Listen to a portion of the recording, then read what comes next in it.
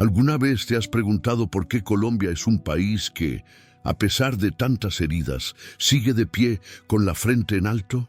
La historia de esta nación está llena de luces y sombras, pueblos originarios que construyeron culturas asombrosas, la llegada de la conquista que trajo dolor y opresión, siglos de luchas internas, guerras interminables y pérdidas que marcaron profundamente el corazón de los colombianos.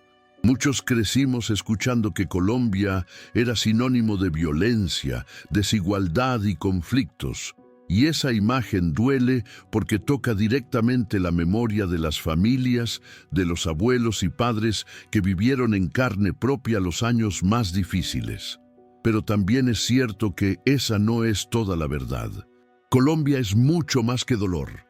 Es resistencia, es arte, es música, es tierra fértil y sobre todo es un pueblo que nunca se rinde. En este video recorreremos la historia completa de Colombia, desde los primeros pueblos que habitaron estas tierras hasta la nación moderna que con esperanza y resiliencia sigue buscando la paz y un futuro mejor.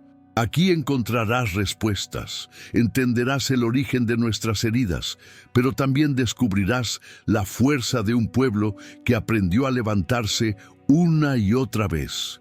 Porque conocer la historia de Colombia no es solo mirar hacia atrás, es también descubrir las claves para entender quiénes somos hoy y hacia dónde podemos ir mañana. Antes de comenzar con esta historia completa de Colombia, quiero invitarte a que te suscribas al canal y actives la campanita, porque juntos vamos a seguir recorriendo historias que transforman y nos ayudan a entender nuestro presente. Y también te pido algo muy especial. Escribe en los comentarios la frase «Colombia nunca se rinde». Repito, Colombia nunca se rinde. Con ese comentario lograremos que este video llegue a más personas que necesitan escuchar esta palabra de esperanza e identidad. 1. Los primeros pueblos de la tierra colombiana. Imagina por un momento que viajamos miles de años atrás, mucho antes de que se hablara de Colombia o incluso de América. Estas tierras, cubiertas de montañas, selvas y ríos caudalosos, ya estaban llenas de vida. Allí vivían pueblos que habían aprendido a convivir con la naturaleza de una forma admirable. Entre ellos estaban los muiscas, que habitaban la altiplanicie cundiboyacense, en lo que hoy es el corazón del país. Eran expertos en agricultura, sembraban maíz, papa y quinoa, y con esos alimentos podían sostener grandes poblaciones. Pero lo que más los distinguía era su habilidad para trabajar el oro. De sus manos nacían piezas finísimas, que no solo eran adornos, sino también objetos de profundo valor espiritual. Un poco más al norte, en la Sierra Nevada de Santa Marta, vivían los taironas. Ellos construyeron pueblos en terrazas de piedra, conectados por caminos que parecían desafiantes incluso para nosotros hoy. Su visión del mundo estaba profundamente ligada a la montaña, que consideraban sagrada. Sus descendientes, los Kogi, aún conservan muchas de esas tradiciones. En el valle del río Cauca habitaban los quimbayas, famosos por su oro reluciente. Sus piezas, como el famoso Poporo Quimbaya, muestran una técnica tan avanzada que todavía hoy sorprende a arqueólogos y artistas. No se trataba solo de riqueza material, sino de símbolos de poder, espiritualidad y conexión con los dioses. Y en las regiones bajas, donde el calor era sofocante y los ríos formaban ciénagas, vivían los zenúes. Ellos hicieron algo extraordinario. Construyeron un sistema hidráulico impresionante, con canales y diques que les permitían controlar las inundaciones y cultivar en tierras fértiles. De esta manera, crearon una de las primeras obras de ingeniería de América. Cada pueblo tenía su forma de entender la vida, pero todos compartían algo en común, un profundo respeto por la naturaleza. Para ellos, el agua, el sol, la tierra y el oro no eran simples recursos, eran sagrados. Y de ese modo dejaron huellas que, aunque el tiempo y la conquista quisieron borrar, todavía hoy laten en el corazón de Colombia. Pero esta riqueza cultural y espiritual despertó pronto la ambición de hombres que venían de muy lejos, navegando sobre mares desconocidos. Y así, la historia dio un giro inesperado. El momento en que las naves europeas avistaron por primera vez estas costas, iniciando un encuentro que lo cambiaría todo. 2. La llegada de los conquistadores españoles. Después de siglos en los que los pueblos originarios habían aprendido a convivir con la tierra, llegó un día en el que el horizonte cambió para siempre. Era el año 1499, cuando las primeras naves españolas aparecieron en las costas de lo que hoy conocemos como Colombia. A bordo venían hombres como Alonso de Ojeda y Américo Vespucio, exploradores ambiciosos que buscaban nuevas tierras, riquezas y gloria para la corona de Castilla. Imagina el impacto de aquel primer contacto. Los indígenas, acostumbrados a ver el mar como un espacio de pesca y conexión espiritual, observaron con asombro esas enormes embarcaciones de madera que parecían casas flotantes. Para los europeos, en cambio, aquel territorio era un mundo misterioso lleno de promesas, oro brillante, tierras fértiles y pueblos desconocidos. Los españoles no llegaron con las manos vacías. Traían caballos, un animal que los pueblos nativos nunca habían visto, armas de acero que brillaban bajo el sol y pólvora que hacía retumbar la tierra. Pero también trajeron enfermedades desconocidas para los indígenas, que en pocos años causaron estragos y redujeron drásticamente a las poblaciones locales. Al principio, el encuentro estuvo marcado por la curiosidad, los intercambios y hasta ciertas alianzas. Sin embargo, pronto la ambición tomó el control. Los rumores sobre la riqueza de estas tierras, especialmente el oro trabajado por los muiscas y quimbayas, encendieron la codicia de los conquistadores. No veían solamente un territorio nuevo, sino un lugar del que podían sacar tesoros incalculables. La llegada de los españoles significó el inicio de un choque cultural profundo. Los europeos venían con la cruz en una mano y la espada en la otra. Querían imponer su fe, su lengua y su forma de vida. Los pueblos originarios, sorprendidos y muchas veces confundidos, intentaban resistir, aunque poco a poco fueron empujados hacia una lucha desigual. Lo que comenzó como exploración, en poco tiempo se transformó en conquista. Desde las costas, los españoles comenzaron a internarse por los ríos y montañas, avanzando paso a paso hacia el interior del territorio. Y así, en medio de alianzas con algunos pueblos y la dura resistencia de otros, se preparaba el camino para la fundación de las primeras ciudades españolas en Colombia. 3. La fundación de Santa Marta y Cartagena. Tras aquellas primeras expediciones de exploración y conquista, los españoles comprendieron que para dominar este vasto territorio necesitaban puntos estratégicos en la costa. Fue así como nació Santa Marta. En 1525, la primera ciudad fundada oficialmente por los españoles en lo que hoy es Colombia. Rodrigo de Bastidas, uno de los exploradores más persistentes, la estableció al pie de la Sierra Nevada, un lugar rodeado de montañas imponentes y con salida directa al Mar Caribe. Santa Marta fue el primer gran intento de los conquistadores por crear un centro de control político y militar. Desde allí, organizaron expediciones hacia el interior, en busca de tesoros y nuevas tierras. Pero la ciudad no tuvo un inicio fácil.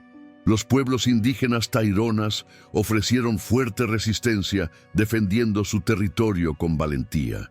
Además, las enfermedades, la falta de alimentos y las luchas internas entre los mismos conquistadores complicaron los primeros años de la colonia. Sin embargo, los españoles no se rindieron. Sabían que necesitaban otro puerto más seguro, con mejores condiciones para el comercio y la defensa. Así nació en 1533 la ciudad de Cartagena de Indias, fundada por Pedro de Heredia. Su ubicación, en una bahía natural con entradas protegidas, la convirtió en un lugar perfecto para el intercambio de mercancías y el resguardo de las riquezas que salían hacia España.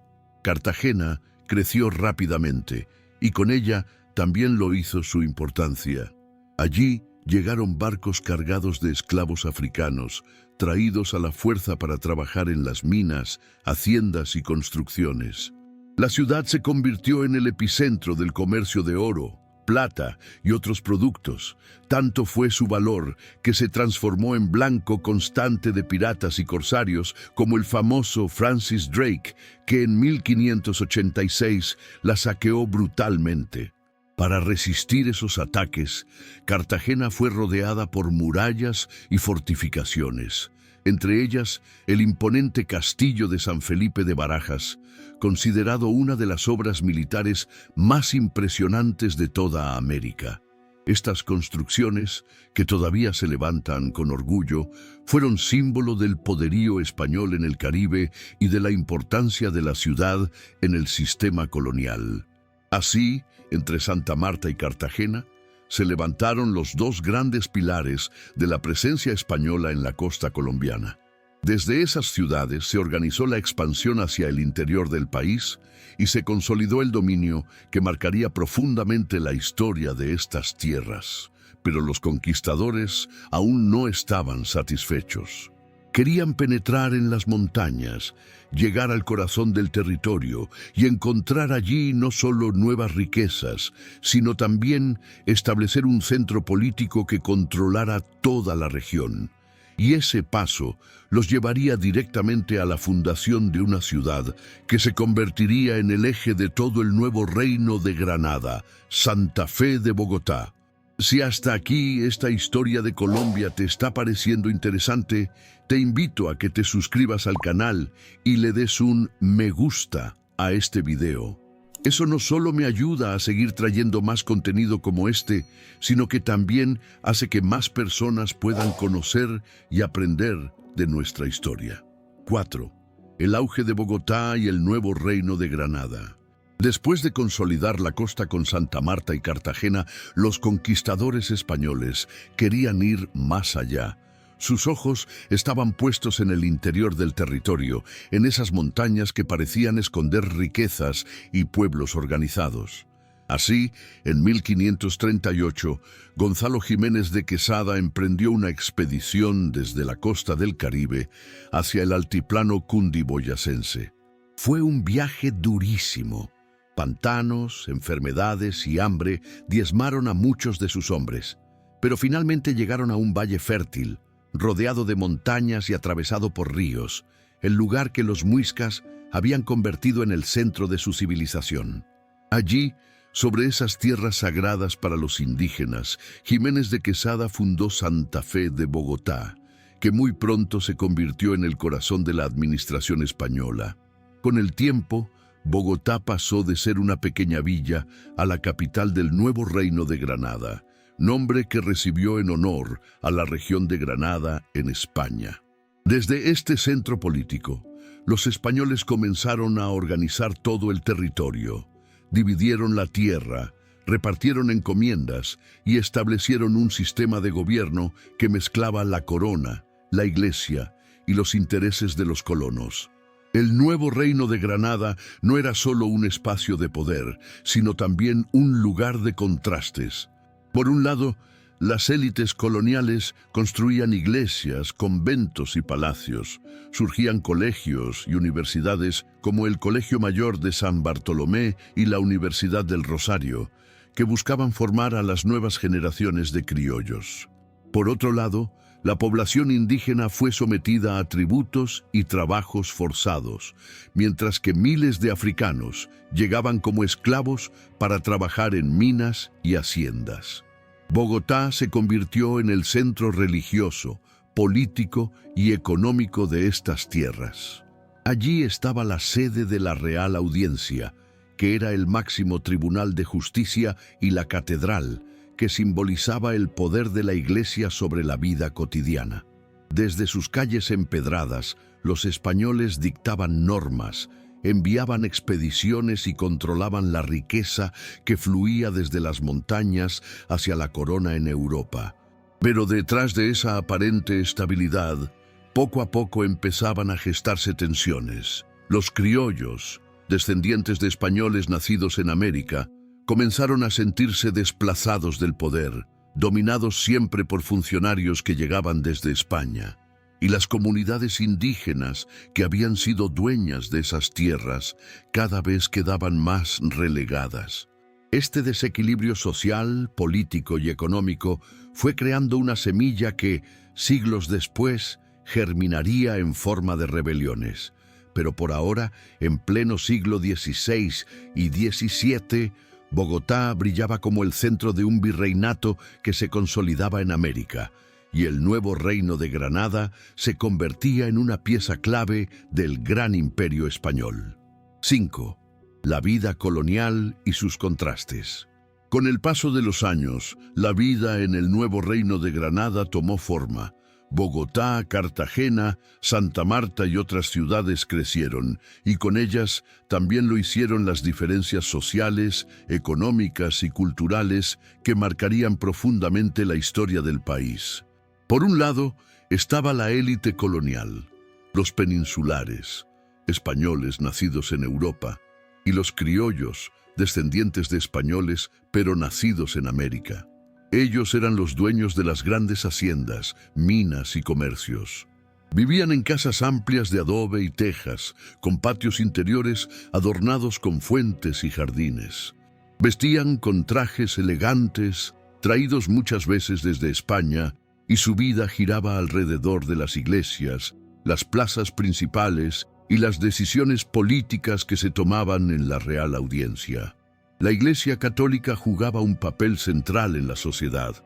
No solo guiaba la vida espiritual, sino que también tenía gran influencia en la educación, la política y la economía.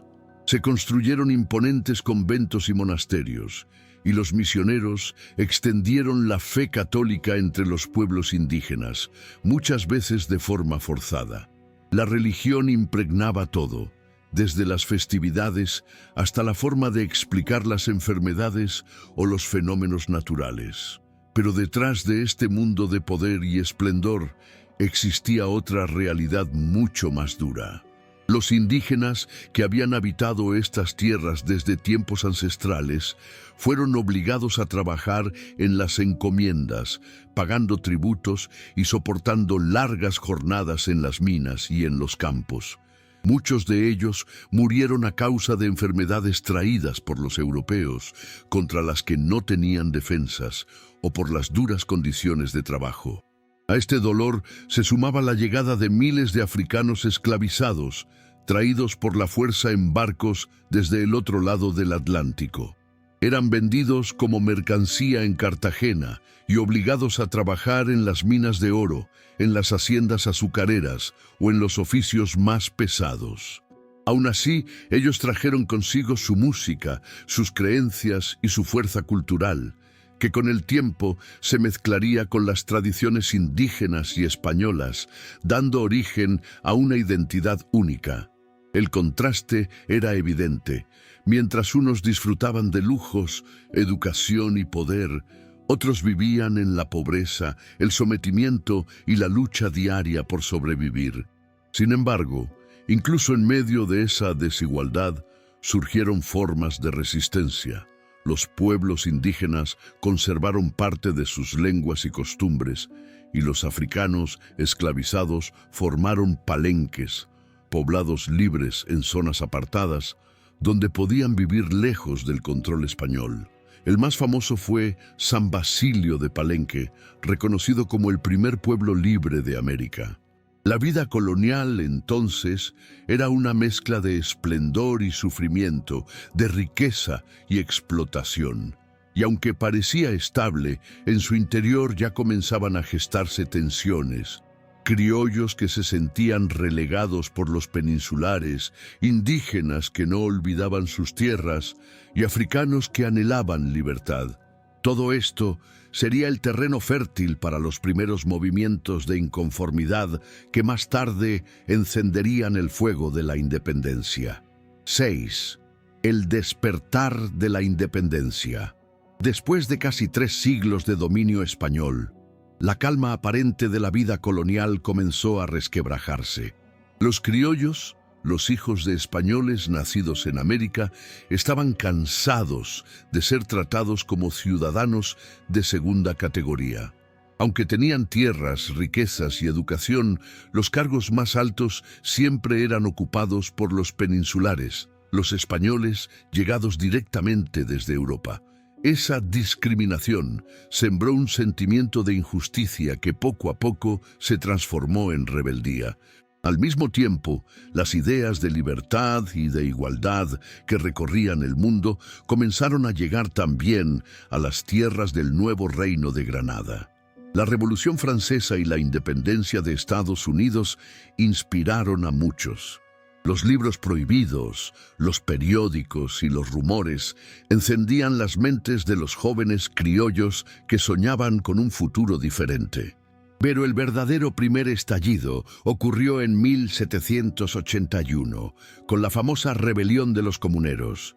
En el pueblo de Socorro, en Santander, campesinos, artesanos e incluso algunos comerciantes se levantaron contra los altos impuestos y los abusos de la corona española. Armados con palos, machetes y una enorme determinación, marcharon hacia Bogotá con un grito de justicia.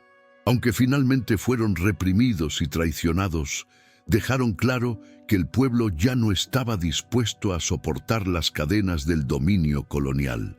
Este levantamiento fue una chispa que quedó encendida en la memoria colectiva. Los criollos empezaron a reunirse en tertulias secretas, donde discutían sobre política, libertad y derechos. La educación, la cultura y la lectura de nuevas ideas comenzaron a cambiar la forma en que veían el mundo.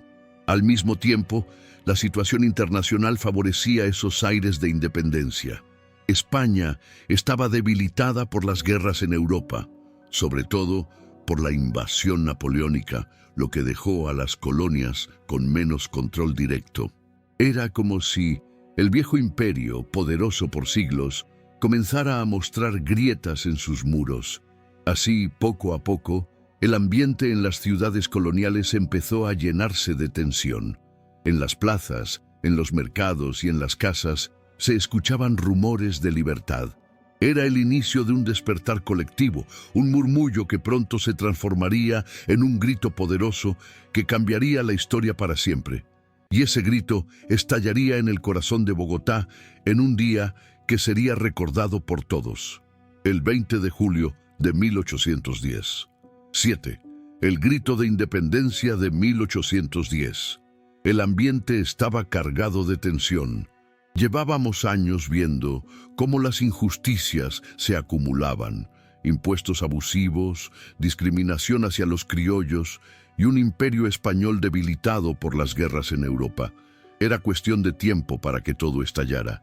Y ese momento llegó el 20 de julio de 1810, un día que quedó grabado en la memoria colectiva de los colombianos como el inicio del camino hacia la libertad. Todo comenzó en el centro de Santa Fe de Bogotá. Ese día, un grupo de criollos planeaba provocar un enfrentamiento que encendiera el espíritu popular. Eligieron algo aparentemente pequeño: pedir prestado un florero a un comerciante español, José González Llorente, para adornar una mesa en una reunión. Al negarse el comerciante, los criollos aprovecharon la ocasión y armaron una fuerte discusión que rápidamente se convirtió en un escándalo público. La pelea del florero de Llorente no fue solo un incidente trivial, fue la chispa que encendió la llama. La gente en las calles comenzó a reunirse, a gritar contra las autoridades españolas y a exigir un cabildo abierto. En cuestión de horas, la ciudad entera estaba envuelta en una ola de rebeldía.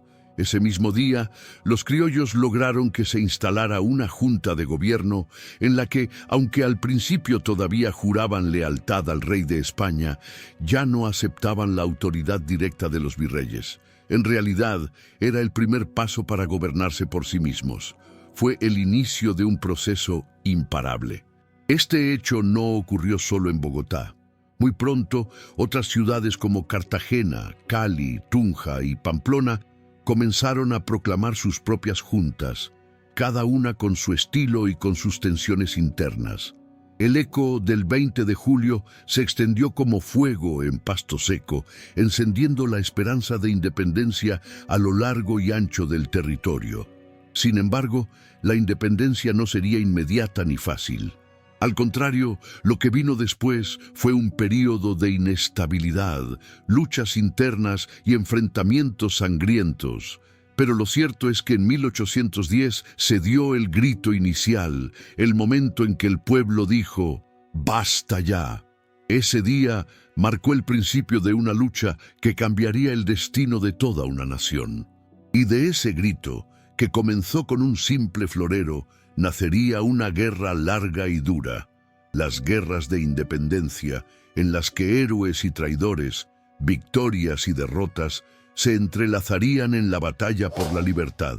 Si esta historia te está gustando, detente un segundo y asegúrate de suscribirte al canal y de darle like a este video. Con tu apoyo podremos llegar a más personas y seguir compartiendo estas historias que tanto nos inspiran. 8. Las guerras de independencia. El grito del 20 de julio de 1810 encendió la llama, pero no fue suficiente para lograr la libertad. Lo que vino después fueron años de caos, divisiones y guerras sangrientas que marcaron profundamente el nacimiento de Colombia. Al principio, los criollos que habían creado las juntas de gobierno no estaban de acuerdo entre sí. Algunos querían independencia total, otros aún se declaraban leales al rey de España, pero rechazaban a los virreyes, y varios luchaban solo por defender sus propios intereses regionales. Esta falta de unidad fue aprovechada por los españoles para intentar retomar el control. En esos primeros años surgieron figuras claves.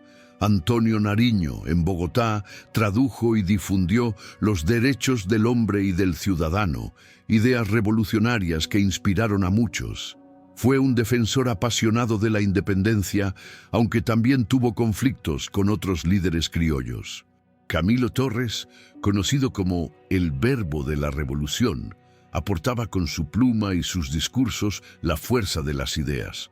Pero las divisiones internas llevaron al periodo conocido como la Patria Boba, 1810-1816. Durante esos años, en lugar de unirse contra el enemigo común, los criollos se enfrentaron entre sí. Hubo batallas entre federalistas y centralistas, ciudades rivales, y una confusión que debilitó la causa libertadora. España aprovechó este escenario y envió tropas para restaurar su poder.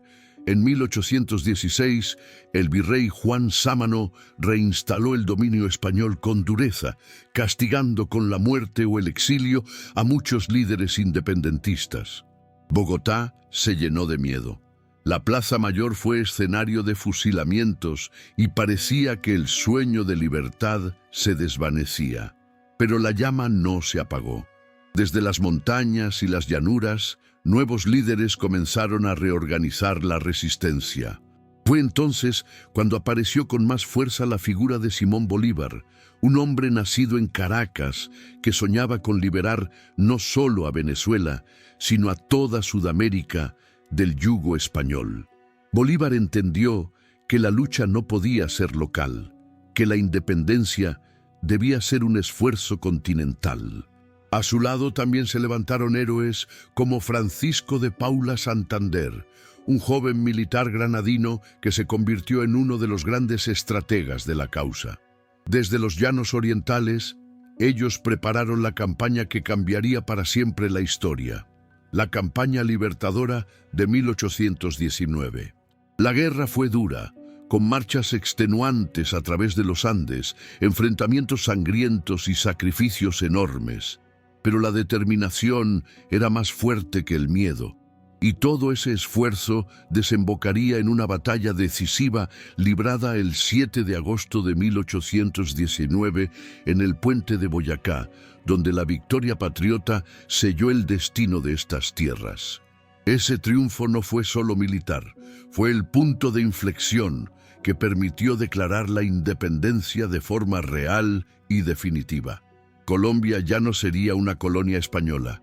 Ahora empezaba el camino de construir una nueva nación, aunque el proceso no estaría libre de nuevos desafíos. 9. La creación de la Gran Colombia. Tras la gloriosa victoria del 7 de agosto de 1819 en el puente de Boyacá, la causa de la independencia estaba asegurada en el territorio del nuevo Reino de Granada. Fue un momento de júbilo, pero también de enormes decisiones. ¿Qué hacer ahora con estas tierras recién liberadas? ¿Cómo organizarlas para que no cayeran en el mismo caos de la llamada patria boba? Aquí es cuando entra en escena el sueño de Simón Bolívar. El libertador no veía a Colombia como un país aislado, sino como parte de una gran nación que uniera a varios pueblos bajo un mismo ideal de libertad. Así nació el proyecto de la Gran Colombia, una república inmensa que abarcaba lo que hoy son Colombia, Venezuela, Ecuador y Panamá. La idea era clara: juntos serían más fuertes frente a cualquier amenaza extranjera. En diciembre de 1819, en el Congreso de Angostura, se proclamó oficialmente la creación de la Gran Colombia, y poco después, Bogotá fue elegida como su capital. Desde allí se buscaba gobernar un territorio vasto, diverso y lleno de desafíos. Bolívar fue nombrado presidente y Francisco de Paula Santander, su fiel aliado, asumió como vicepresidente encargado de la administración mientras Bolívar continuaba sus campañas militares. Imagina por un momento lo imponente que era ese nuevo país. Desde las playas del Caribe hasta las selvas del Amazonas, desde los Andes ecuatorianos hasta el Istmo de Panamá. Una nación que pretendía ser ejemplo de unidad y fortaleza en toda América Latina.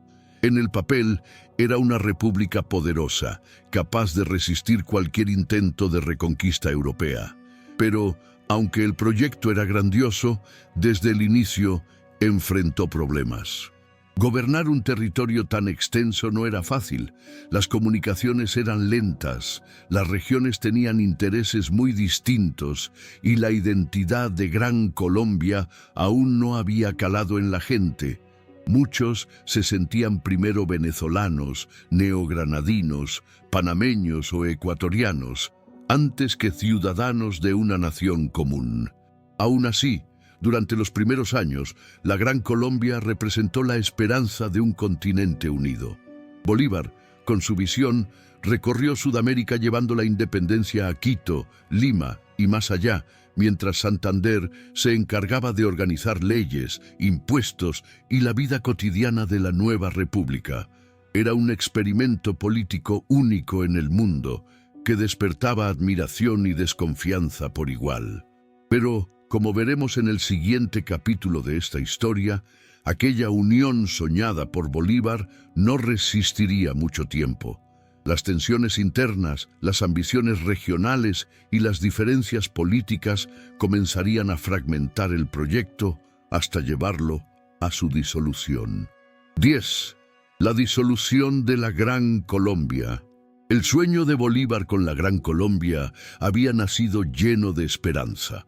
Una república enorme, fuerte y unida, capaz de resistir a cualquier enemigo. Sin embargo, muy pronto se hizo evidente que aquel ideal no sería fácil de sostener. Lo que en los mapas parecía un país grandioso, en la realidad era un territorio fragmentado por diferencias políticas, económicas y regionales. Desde el principio, hubo tensiones entre quienes defendían un gobierno centralista, con el poder concentrado en Bogotá, y quienes querían un sistema federalista, donde cada región tuviera mayor autonomía. Estas discusiones, que ya habían causado conflictos en los tiempos de la Patria Boba, regresaron con más fuerza en la Gran Colombia. Además, las distancias eran enormes. Viajar de Caracas a Bogotá o de Quito a Panamá podía tomar semanas enteras. Las noticias llegaban tarde, las decisiones políticas se retrasaban y cada región sentía que sus necesidades no eran escuchadas.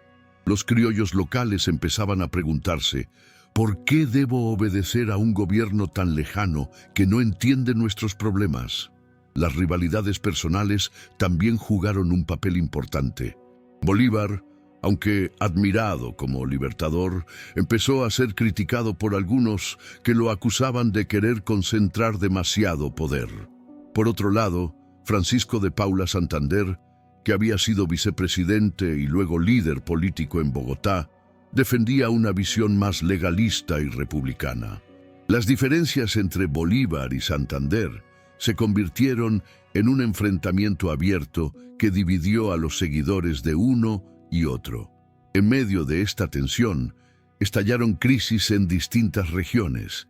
En Venezuela, José Antonio Páez encabezó un movimiento separatista, argumentando que los caraqueños no debían estar subordinados a Bogotá. En Ecuador, los quiteños también comenzaron a reclamar independencia. Incluso en Panamá, el Istmo veía más beneficios en su comercio internacional que en formar parte de una república dividida.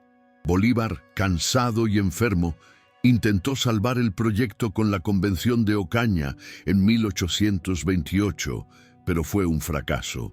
Los desacuerdos fueron tan grandes que no se logró consenso. Poco después, Bolívar asumió poderes extraordinarios para mantener unida la República, pero esa decisión generó más sospechas de que quería convertirse en dictador. Finalmente, en 1830, el sueño se rompió. Venezuela y Ecuador se separaron formalmente, y lo que quedó del territorio pasó a llamarse República de la Nueva Granada. Ese mismo año, Simón Bolívar, decepcionado y debilitado, renunció al poder y se retiró hacia la costa caribeña, donde murió en Santa Marta diciendo una frase que resumía su amargura: «He arado en el mar». Con la disolución de la Gran Colombia, la región entró en una nueva etapa marcada por la búsqueda de identidad propia. La Nueva Granada heredó los retos de construir un país, en medio de divisiones internas y conflictos entre liberales y conservadores, desafíos que marcarían profundamente el siglo XIX. 11. El siglo XIX, de guerras y cambios. Con la caída de la Gran Colombia en 1830, lo que quedó del territorio pasó a llamarse República de la Nueva Granada. Sin embargo, el fin del proyecto bolivariano no trajo estabilidad, sino que abrió la puerta a un siglo XIX marcado por la inestabilidad política, las guerras civiles y constantes cambios en la forma de gobierno. Desde el inicio, el país se dividió en dos grandes corrientes políticas, liberales y conservadores. Los conservadores defendían un Estado centralizado, con fuerte influencia de la Iglesia y una visión más tradicional de la sociedad. Los liberales, en cambio, buscaban un sistema federal con mayor autonomía para las regiones y reformas sociales que limitaran el poder de la Iglesia. Esta rivalidad no era solo política, se convirtió en una verdadera lucha por el control del país, que llevó a guerras sangrientas a lo largo del siglo. En medio de esta inestabilidad, el país cambió varias veces de nombre y de constitución. De Nueva Granada pasó a ser la Confederación Granadina en 1858 y más tarde los Estados Unidos de Colombia en 1863, con un modelo federal que daba gran autonomía a cada estado. Finalmente, en 1886, con la llegada de una nueva constitución centralista, nació la República de Colombia, nombre que el país conserva hasta hoy. En este proceso, también se dieron transformaciones sociales profundas. En 1851 se abolió la esclavitud, un paso histórico que liberó a miles de africanos y sus descendientes que habían sido forzados a trabajar en minas, haciendas y oficios duros. Aunque la libertad no significó de inmediato igualdad social, fue un hito que marcó el camino hacia una sociedad distinta. Pero el siglo XIX no fue solo política y guerras. También fue un tiempo de construcción. Se fundaron universidades, se crearon caminos, ferrocarriles y se abrieron puertos al comercio internacional. La economía comenzó a depender del café, que poco a poco se convirtió en el producto estrella de exportación, llevando el nombre de Colombia a otras partes del mundo. A pesar de estos avances, la violencia no dejaba de sacudir al país. Entre 1810 y 1900, Colombia vivió más de 8 guerras civiles, algunas locales y otras nacionales, que dejaron muerte y destrucción. El pueblo colombiano se acostumbró a vivir en medio de cambios constantes. Hoy una constitución, mañana otra, hoy un sistema federal, mañana uno centralista. Era como un país que no terminaba de encontrarse a sí mismo. Y cuando parecía que las cosas podían estabilizarse, llegó un golpe aún más doloroso: la pérdida de Panamá en 1903. Un episodio que marcaría profundamente el orgullo nacional y abriría una nueva etapa en la historia colombiana. Si esta historia te está gustando, te invito a suscribirte ahora mismo al canal y a darle like a este video. Con tu apoyo podremos llegar a más personas y seguir compartiendo estas historias que nos inspiran y nos conectan con nuestras raíces. 12. El nacimiento de la República de Colombia. Después de tantas guerras internas y cambios de constituciones, el país entró en una nueva etapa a finales del siglo XIX. En 1886, bajo el liderazgo del conservador Rafael Núñez, se promulgó una nueva constitución que buscaba poner fin al desorden político y a la inestabilidad que había caracterizado a la nación durante décadas. Con esta constitución se dio un giro radical. Los Estados Unidos de Colombia, que funcionaban bajo un modelo federal, desaparecieron. En su lugar nació un Estado centralista, mucho más controlado desde Bogotá. Fue entonces cuando, de manera oficial, el país adoptó el nombre de República de Colombia, en honor a Cristóbal Colón, como símbolo de identidad y de continuidad histórica. Este cambio no fue solo de nombre, significó también un nuevo modelo de nación. La Iglesia recuperó un papel protagónico en la educación y en la vida social, ya que el conservadurismo la veía como un pilar moral indispensable para la unidad del país. El gobierno central ganó fuerza, reduciendo la autonomía de las regiones, lo que buscaba garantizar estabilidad después de tantas guerras civiles. La nueva Constitución de 1886 se mantuvo vigente por más de 100 años, lo que demuestra el impacto que tuvo en la historia nacional. A partir de ese momento, Colombia comenzó a forjar una identidad más sólida como república, aunque no estuvo exenta de tensiones. La rivalidad entre liberales y conservadores continuó, y en muchos casos la política se resolvía no en debates, sino en campos de batalla. En lo económico, este periodo estuvo marcado por la consolidación del café como principal producto de exportación. Las montañas colombianas se llenaron de cafetales y el grano se convirtió en el motor que impulsó la economía, dando trabajo a miles de familias y conectando al país con mercados internacionales. El café no solo trajo riqueza, sino también una identidad. Colombia empezó a ser reconocida en el mundo como la tierra del café.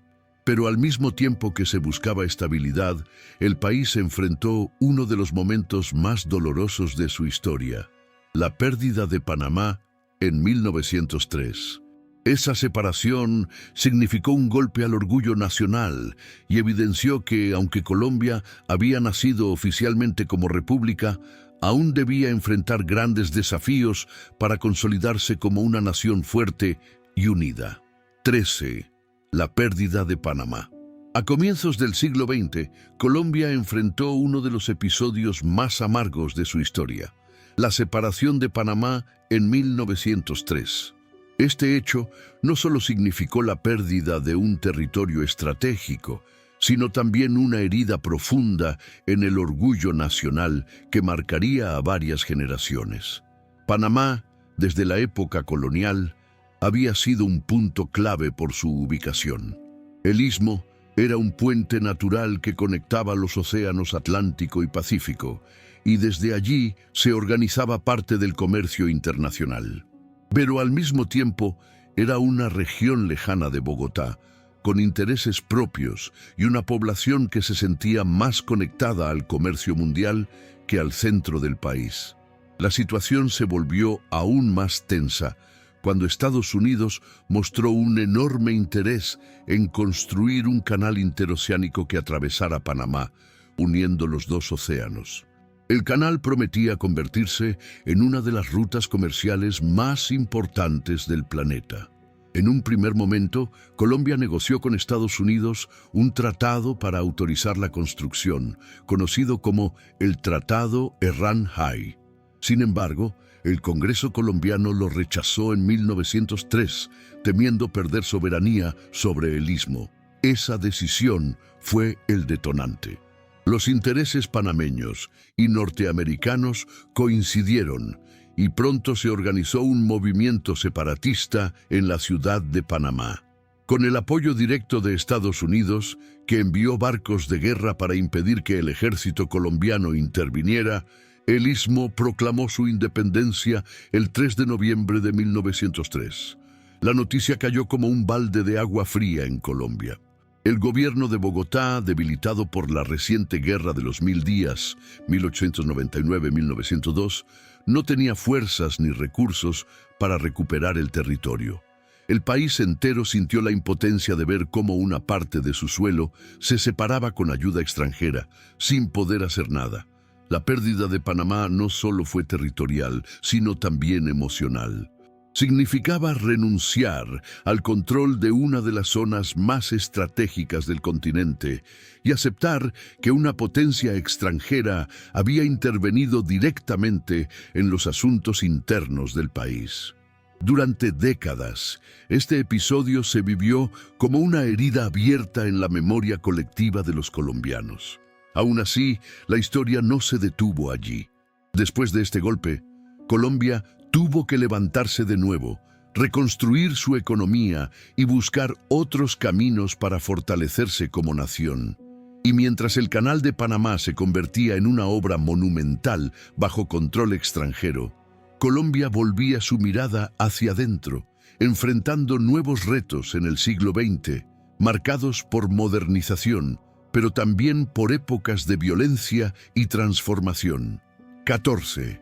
El siglo XX, violencia y transformaciones. Tras la separación de Panamá en 1903, Colombia entró en el siglo XX con una herida profunda en su orgullo nacional. Sin embargo, este nuevo siglo no solo estuvo marcado por pérdidas, sino también por profundos cambios sociales, políticos y económicos que moldearon al país moderno. En lo económico, el café se consolidó como el gran motor de la nación. Los cafetales de las montañas se extendieron y millones de granos viajaban desde los puertos colombianos hacia Europa y Estados Unidos. Este producto no solo dio riqueza, sino también una identidad. Colombia empezó a ser reconocida mundialmente como la tierra del mejor café. Miles de familias campesinas encontraron sustento en este cultivo, aunque la riqueza no siempre estuvo repartida de manera justa. Pero junto con el progreso llegaron nuevas tensiones. La rivalidad entre liberales y conservadores seguía siendo feroz. Esa enemistad política alcanzó su punto más dramático con el asesinato de Jorge Eliezer Gaitán el 9 de abril de 1948. Gaitán, un líder liberal carismático que representaba la voz del pueblo, fue abatido en Bogotá y su muerte desató una ola de furia popular conocida como el Bogotazo.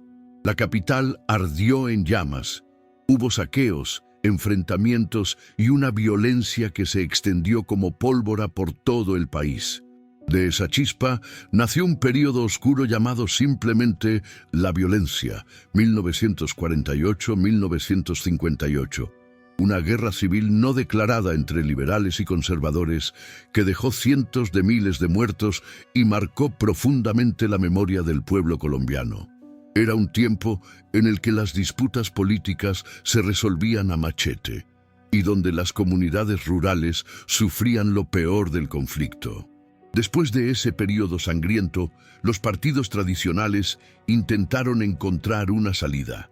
En 1958 nació el Frente Nacional, un acuerdo en el que liberales y conservadores decidieron turnarse en el poder para frenar la guerra. Este pacto trajo cierta estabilidad, pero también cerró las puertas a otros movimientos políticos, lo que provocó nuevos problemas en las décadas siguientes. Mientras tanto, el mundo avanzaba y Colombia también comenzó a transformarse. Llegaron las primeras industrias modernas, se expandieron las ciudades y la educación se fue abriendo a más sectores de la sociedad.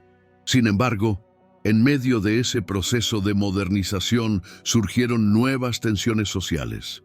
A mediados del siglo XX aparecieron las guerrillas, grupos armados que decían luchar contra las injusticias y la desigualdad. Entre ellas estaban las FARC y el ELN, que pronto se convirtieron en protagonistas de un conflicto armado que marcaría el país por décadas. En paralelo, a finales del siglo, el país enfrentó otro fenómeno que cambiaría su imagen en el mundo: el narcotráfico. Organizaciones criminales, como el Cartel de Medellín y el de Cali, crecieron de manera explosiva en los años 70 y 80, acumulando poder económico y militar. Las ciudades vivieron tiempos de terror. Bombas, secuestros y asesinatos convirtieron a Colombia en sinónimo de violencia en la prensa internacional. Pero a pesar de tantas heridas, el pueblo colombiano mostró una fuerza admirable. El arte, la música, la literatura y el deporte se convirtieron en símbolos de esperanza. Escritores como Gabriel García Márquez, con su realismo mágico, llevaron la cultura colombiana al mundo. Y poco a poco, en medio de tanta oscuridad, comenzaron a surgir esfuerzos de paz y reconciliación. El siglo XX fue, entonces, una montaña rusa: progreso económico y cultural, pero también violencia política, conflictos armados y desafíos enormes.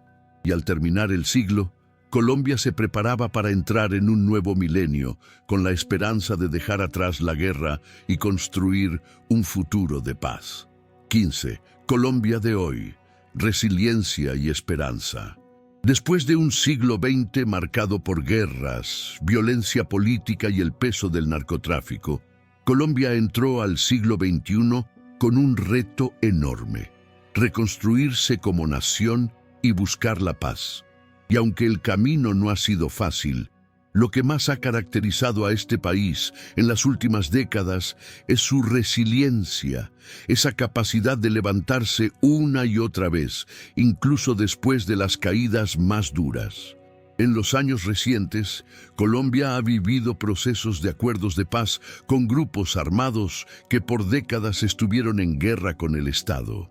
El más importante fue el firmado en 2016 con las FARC, una de las guerrillas más antiguas del continente.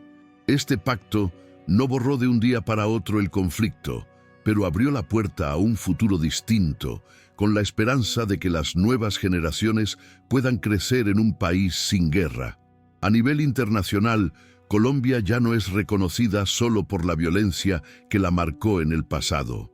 Hoy es vista como una nación rica en biodiversidad, con selvas como la Amazonía, montañas imponentes como los Andes y costas tanto en el Caribe como en el Pacífico, y también por su cultura vibrante. La música colombiana, con ritmos como la cumbia, el vallenato y el reggaetón, ha conquistado al mundo.